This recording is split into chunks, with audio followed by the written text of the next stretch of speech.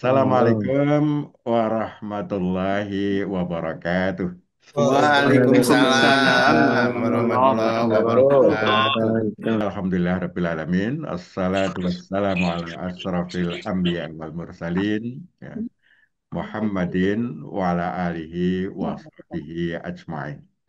Amma ba'd, Bapak Ibu, saudara-saudara sekalian, segenap jamaah Golden Daybed Forum, rahimakumullah. Alhamdulillah, sebarannya sudah hampir semua pelosok tanah air. Mulai Papua, NTT, Sulawesi, Kalimantan, semua Kalimantan, Alhamdulillah.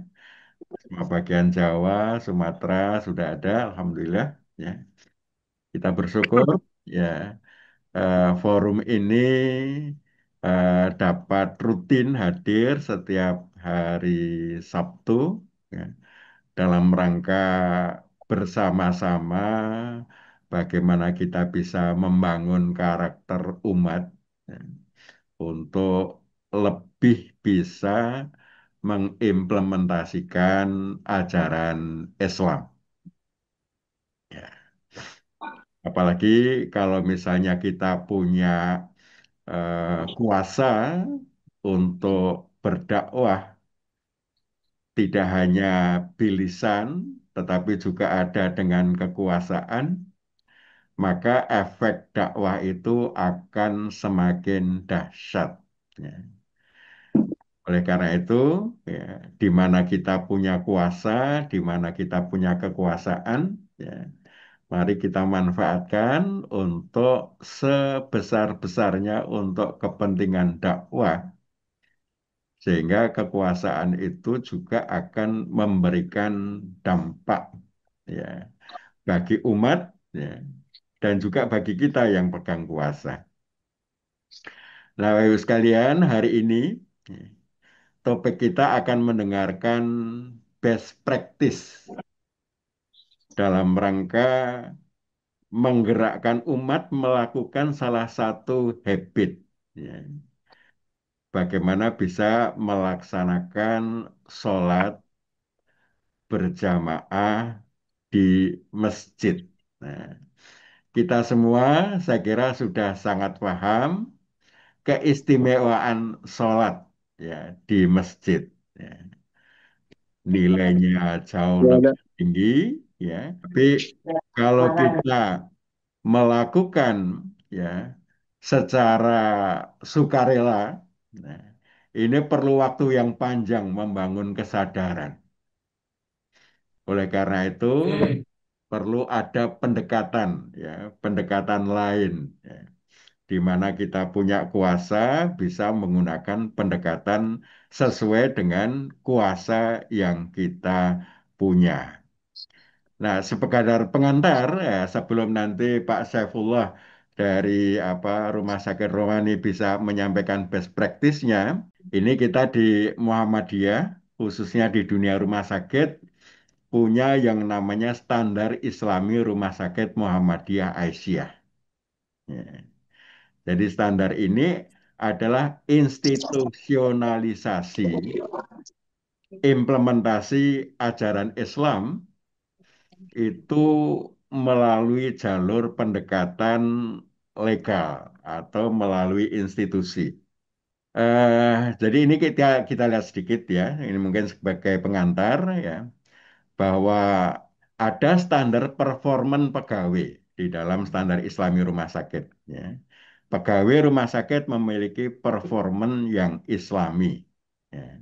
Performan itu ya ukuran kuantitatif dan kualitatif yang menunjukkan tingkat keberhasilan dalam proses mewujudkan pribadinya menjadi pribadi Muslim yang sebenar-benarnya sebagai aktualisasi visi Muhammadiyah dalam ranah pribadi. Ya. Nah, kemudian standarnya itu sekalian. Nah, itu ada bagaimana dia mengaktualisasikan visi Muhammadiyah dalam ranah pribadi menjadi pribadi Muslim yang sebenar-benarnya. Kemudian bagaimana mengaktualisasikan misi Muhammadiyah dalam ranah pribadi, ya, berupa menegakkan tauhid yang murni, menyebarluaskan dan memajukan ajaran Islam, ya, dan mewujudkan Islam dalam kehidupan pribadi, keluarga, dan masyarakat. Ya, ini, nah, salah satu standar performanya, ya, membiasakan amalan-amalan yang menjadi pilar-pilar pembangun karakter. Ya, antara lain, sholat fardu di awal waktu berjamaah di masjid, plus sholat rawatib, duha, dan tahajud. Nah, ini Bapak sekalian yang ada di dalam standar SIRSMA. Di samping itu juga ada standar bangunannya. Itu setiap rumah sakit mesti ada masjid musola. Ya, di mana masjid musola itu nanti ini yang menarik harus menyediakan ada reminding system yang menggerakkan yang ada di dalam rumah sakit untuk melaksanakan sholat pada waktunya. Ya, ada alat presensi SDI, ya, dalam melakukan sholat jamaah. Nah, ini dalam rangka apa? Dalam rangka untuk bisa menggerakkan sumber daya insani. Salah satunya adalah melakukan sholat berjamaah di masjid secara terstruktur.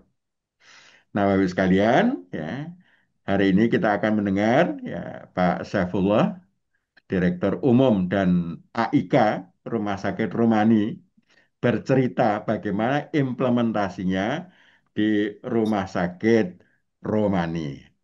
Oleh karena itu, ya, waktu selanjutnya saya persilahkan kepada Pak Saifullah untuk bisa menyampaikan. Assalamualaikum warahmatullahi wabarakatuh. Waalaikumsalam Waalaikumsalam warahmatullahi Waalaikumsalam wabarakatuh. warahmatullahi wabarakatuh. Warahmatullahi wabarakatuh. Alhamdulillahilladzi khalaqas samawati wal arda wa jalat tulumati wan nur. Sumal ladzina kafaru bi rabbihim ya'dilun. Asyhadu an la ilaha illallah wahdahu la syarikalah wa asyhadu anna Muhammadan abduhu wa rasuluh. Allahumma shalli wa sallim wa barik ala Muhammad wa ala alihi wa ashabihi ajma'in. Rabbi shrah li sadri wa yassir li amri wahlul 'uqdatam min lisani yafqahu qawli amma ba'du.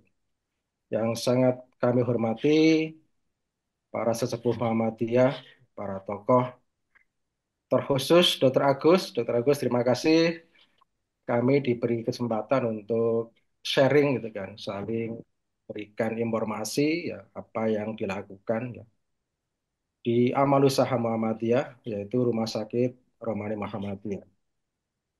Dan ini menjadi amanah yang luar biasa bahwa misi dari Muhammadiyah bahwa adanya amal usaha itu sebagai media dakwah amar ma'ruf nahi munkar.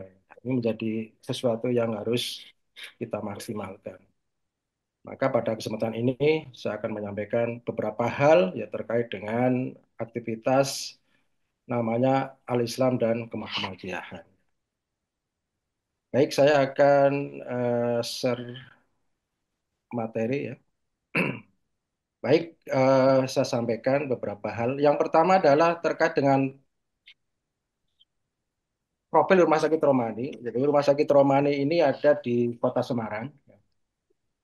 Kota Semarang, lalu untuk pengelola di bawah daerah Muhammadiyah Kota Semarang.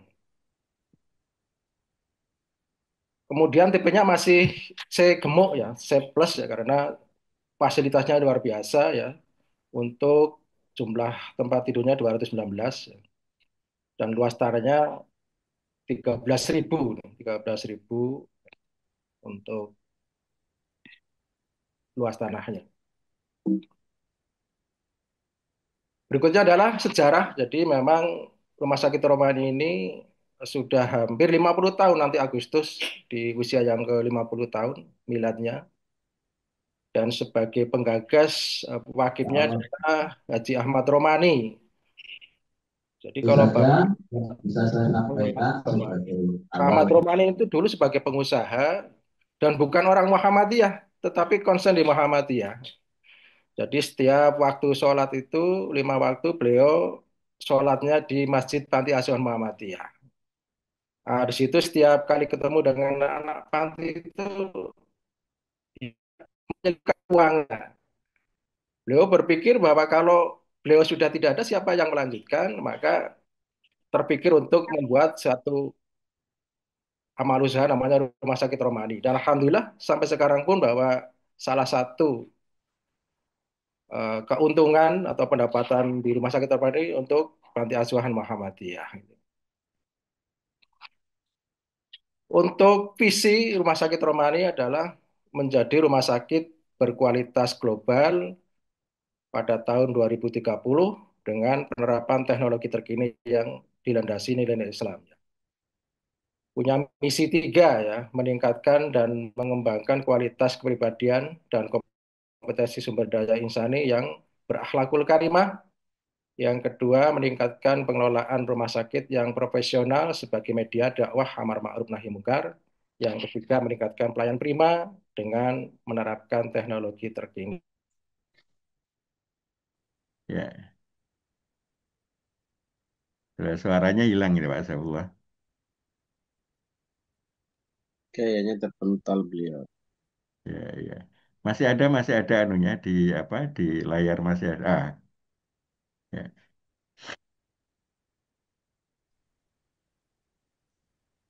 Dari Romani yang lainnya ada ndak ini ya?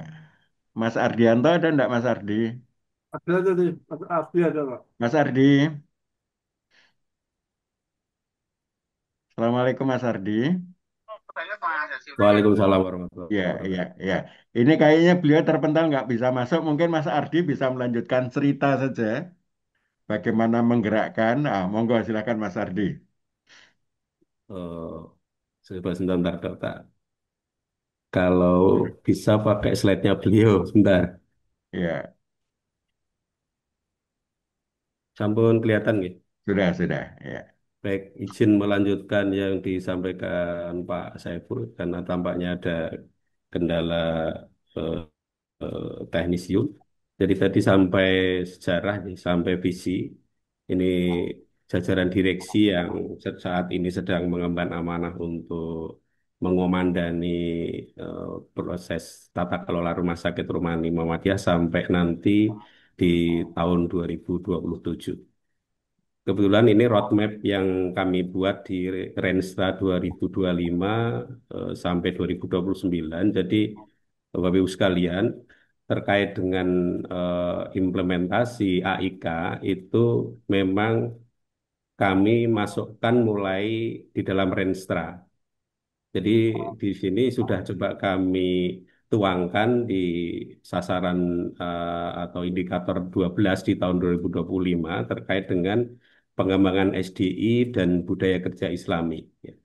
Termasuk di sana adalah nanti akan dituangkan atau diuraikan di dalam program kerja tahunan untuk bisa mengusung bagaimana proses-proses manajemen dan pelayanan di Rumah Sakit Romani itu berjalan dengan dijiwai nilai-nilai Islami yang muncul dari pribadi-pribadi Oh, pegawainya. satu.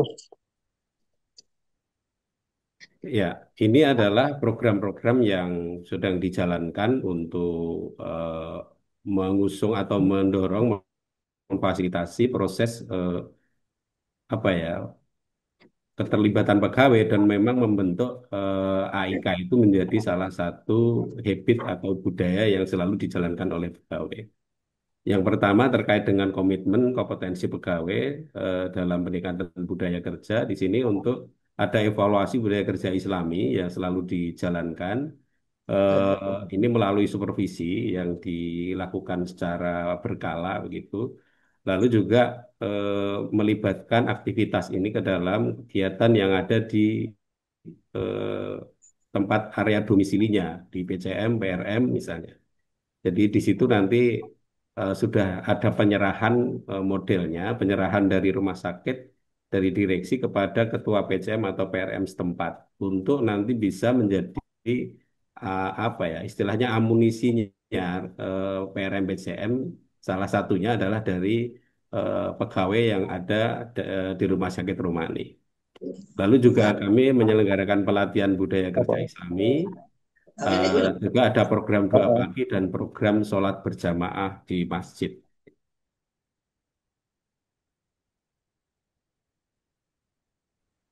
Lalu juga didukung ada program tahsin Al-Quran. Ini beberapa kegiatan yang terkait dengan AIK.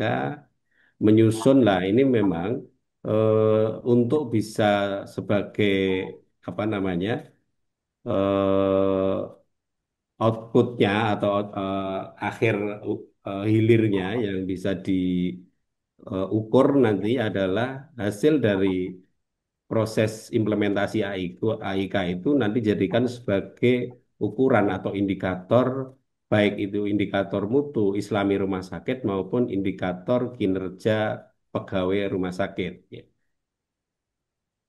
eh Barangkali saya kok jadi agak saya tak cerita saja. Jadi, nah ini saya masuk di sini aja. Eh, dari Renstra memang diturunkan menjadi program kerja tahunan yang di dalamnya ada digawangi atau dikelola oleh bagian Bina Rohani dan SDI. Jadi nanti pelaksanaan kegiatan AIK itu akan di collecting datanya dari itu nanti ada absen dan sebagainya itu oleh bagian kerohanian dan juga bagian SDI. Dalam proses struktur artinya mau mengawali pelaksanaan ini setelah ada Renstra, ada program kerja terkait dengan bagaimana menggerakkan sholat berjamaah di masjid juga didukung dengan surat edaran direktur untuk bagaimana menjalankan sholat eh, tepat waktu dan berjamaah di masjid sehingga memang khususnya di pelayanan-pelayanan yang sifatnya adalah tidak emergensi, kayak misalnya poliklinik itu sudah terkondisikan di poli itu pada jam sholat sebelum 10 menit sebelum sholat itu nanti akan ada reminder sehingga memberikan kesempatan baik kepada pegawai eh, perawat dokter termasuk pasien itu untuk menjalankan apa namanya sholat dulu gitu ya. Jadi yang pertama itu ada edaran dan didukung dengan eh, adanya reminder waktu sholat yang itu memang dijadikan sebagai warning bahwa 10 menit lagi sudah masuk waktu sholat. Jadi kami sebagai contoh di poliklinik, ketika 10 menit sebelum masuk waktu sholat, maka reminder akan berbunyi dan aktivitas apa namanya aktivitas pelayanan untuk sementara nanti akan dihentikan sampai kira-kira 15 menitan.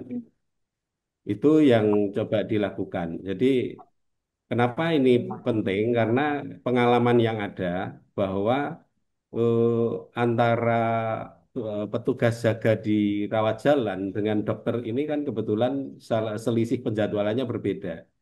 Karena pada jam-jam atau waktu-waktu sholat yang pendek, ini pengalamannya sering terjadi perawat terutama itu menjalankan sholat sudah di akhir waktu. Karena apa?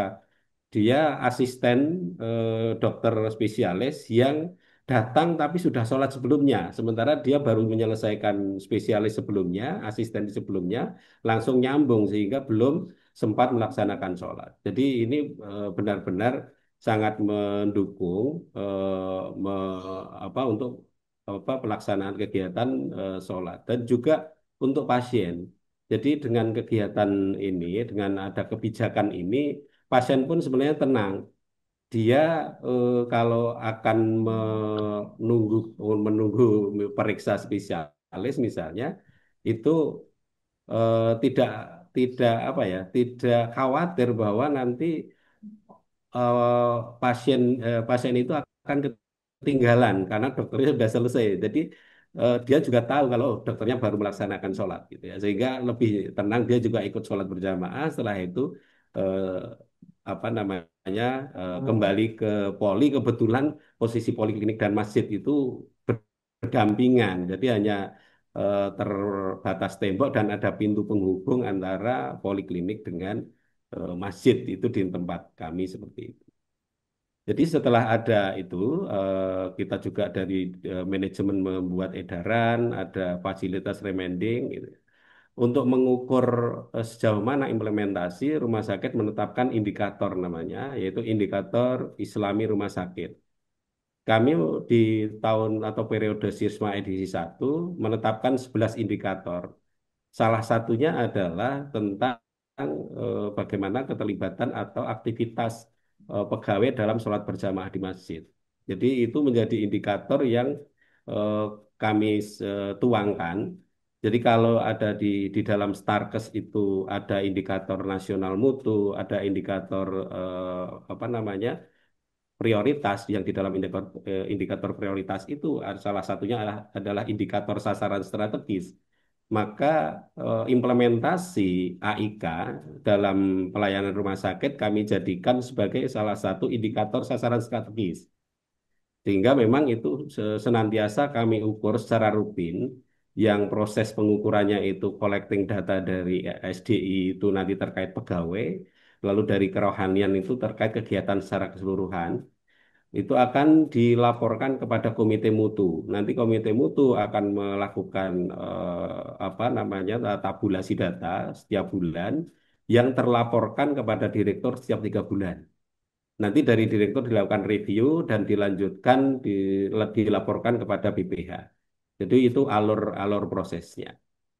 Terkait dengan pegawai, jadi implementasi AIK dan juga di kami mengembangkan namanya budaya kerja Islami untuk memotret bagaimana performan dalam berpakaian, lalu juga dalam berkomunikasi, kedisiplinan, ini kami rumuskan dalam budaya kerja Islami. Kalau ke apa kepesertaan atau ke aktivitas doa pagi, aktivitas sholat berjamaah di masjid, lalu qiyamul lail, lalu juga terkait dengan partisipasi di Persyarikatan Muhammadiyah di lingkungan domisilinya itu adalah terkait dengan pelaksanaan AIK. Ya, jadi untuk pegawai indikator profesional itu kaitannya dengan pekerjaan teknis. Jadi kalau dokter itu ya nanti berapa jumlah pasien yang dilayani dalam kurun waktu yang sudah ditentukan. Itu nanti akan menjadi indikator-indikator yang diukur untuk pegawai gitu ya.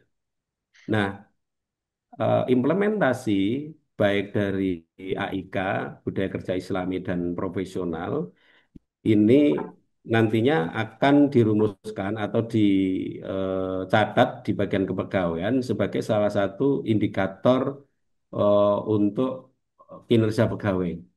Dampaknya ada beberapa yang ada konsekuensi terkait dengan apa namanya implementasi ini. Yang pertama adalah eh, untuk pengangkatan pegawai. Jadi salah satu yang dijadikan sebagai tolok ukur pengangkatan pegawai adalah bagaimana skor atau capaian dalam implementasi AIK dan juga PKI. Kalau kinerja profesional kan sudah pasti itu menjadi salah satu indikator untuk kinerja pegawai. Tapi di sini ada budaya kerja Islami dan AIK itu juga dijadikan sebagai indikator selain indikator profesional. Lalu yang kedua adalah juga kenaikan golongan. Jadi kenaikan golongan itu juga salah satu yang dijadikan sebagai variabel yang diukur adalah terkait dengan pelaksanaan atau aktivitas pegawai dalam doa pagi dan sholat berjamaah. Jadi memang tidak semua dari variabel golden habit coba kami tuangkan, tapi kami sebisa mungkin apa yang apa 9 yang ada di golden habit itu coba kami ukur untuk yang bisa diukur. Jadi untuk yang kami tidak bisa mengukur maka tidak kami buat menjadi salah satu indikator. Juga dalam pelayanan kami membuat indikator-indikator, misalnya terkait dengan manajemen. Ini adalah bagaimana eh, rapat tidak melampaui jadwal waktu sholat. Ini juga sudah ditayangkan, walau sudah ditetapkan, walaupun juga pengendalian-pengendalian yang dibutuhkan untuk selalu ini on the track ini juga dibutuhkan, cukup cukup ada effort juga begitu. Lalu terkait dengan pelayanan, ini juga tentang program operasi, ini juga menjadi salah satu indikator untuk bagaimana mendorong Civitas Hospitalia itu sholat tepat waktu dan sebisa mungkin untuk berjamaah di masjid, gitu. Untuk yang di kamar bedah misalnya, itu juga penjadwalan operasi agar tidak menabrak waktu sholat. Jadi kalau memang sudah mepet, misalnya jam 12 pada hari Jumat, ya jangan DPJP tidak agar tidak menjadwalkan operasi di misalnya jam 11.15, karena pasti ada risiko eh, untuk akan melampaui waktu. Mungkin operatornya bisa menyelesaikan 45 menit, tapi nanti dokter anestesinya harus bertanggung jawab sampai lebih dari waktu itu, sehingga ada risiko-risiko nanti nakes itu atau profesional pemberi asuhan akan eh, kehilangan waktu untuk melaksanakan sholat pada waktu yang sudah ditetapkan. Jadi itu beberapa hal yang coba kami dilakukan oleh rumah sakit. Jadi secara alur coba bisa kami rangkum. Pertama adalah kami merumuskan itu dalam sasaran strategis rumah sakit, yang mana itu juga sebagai salah satu indikator tentang yang dipersyaratkan di Starkes. Itu kan ada indikator sasaran strategis, dan itu tentang bagaimana Islami unggul ini untuk kerangka besarnya kami jadikan sebagai sasaran strategis rumah sakit. Di dalamnya termasuk bagaimana implementasi AIK terkait juga dengan pembiasaan-pembiasaan yang ada di Nine Golden Habit. Lalu diturunkan menjadi eh, apa namanya, rencana kerja tahunan yang di dalamnya ada indikator-indikator, lalu disusun indikator kinerja atau indikator Islami yang sifatnya untuk rumah sakit, dan juga indikator yang sifatnya untuk berdampak pada individu. Lalu dilakukan pengukuran-pengukuran di situ, ada pelaporan yang sifatnya rutin, yang itu dijadikan sebagai untuk feedback sejauh mana ini tercapai dan bagaimana akan meningkatkan eh, capaian-capaian yang sudah ditetapkan. Yang pada ujungnya adalah bagaimana indikator ini juga dijadikan sebagai alat ukur untuk, dalam tanda petik, pemberian insentif. Itu ada di sana, masuk ke dalam salah satu indikator atau indeks yang diukur terkait dengan implementasi AIK. Jadi walaupun apa namanya, skornya tidak besar, tapi di situ cukup berpengaruh untuk mendongkrak atau terhadap eh, insentif atau bulanan yang diterima oleh pegawai. Ya.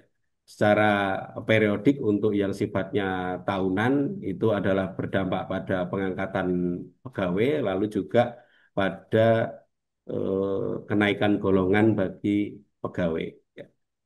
Saya kira itu, Dr. Agus, yang secara acak, mohon maaf ini saya ceritakan karena eh, kebetulan saya tidak mempelajari slide-nya yang dibuat oleh Pak Saiful, jadi saya lebih ke yang runtutan yang coba ada di dalam ingatan saya saja, supaya saya tidak agak kacau karena kita menggunakan slide, saya tidak terstruktur gitu.